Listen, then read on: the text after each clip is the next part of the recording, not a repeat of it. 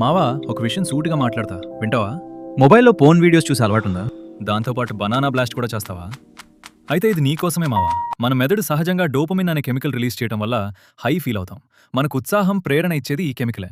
కానీ ఫోన్ చూడటం, banana blast చేయడం లాంటి అసహజ పద్ధతుల్లో డోపమిన్ రిలీజ్ అయితే కొంతకాలం తర్వాత నార్మల్ లైఫ్ బోర్గా అనిపిస్తుంది. ఏ పనిపైన ఇంట్రెస్ట్ ఉండదు, ఫోకస్ బాగా తగ్గిపోతుంది, మెమరీ లాస్ అవుతుంది.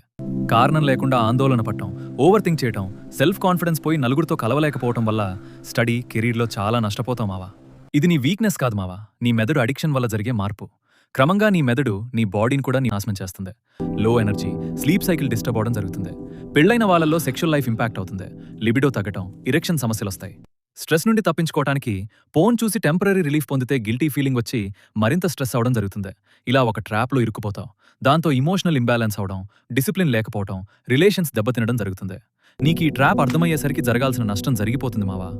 మంచి విషయం ఏంటంటే నీ బ్రెయిన్ని సెట్ చేయటం ఈజీ. దీనినే న్యూరోప్లాస్టిసిటీ అంటారు. నేను చెప్పినట్టు చేయి మావా. మొబైల్ స్క్రీన్ టైం తగ్గించు, ఫిజికల్ ఫిట్నెస్ మీద దృష్టి పెట్టు, టైంకి నిద్రపో, యోగా, మెడిటేషన్ లాంటి మంచి పనులు మొదలుపెట్టు. ఇలా చేయడం వల్ల కొన్ని వారాల్లోనే ఫోకస్ పెరుగుతుంది, ఎనర్జీ తిరిగి వస్తుంది, ఆత్మవిశ్వాసం పెరుగుతుంది మావా.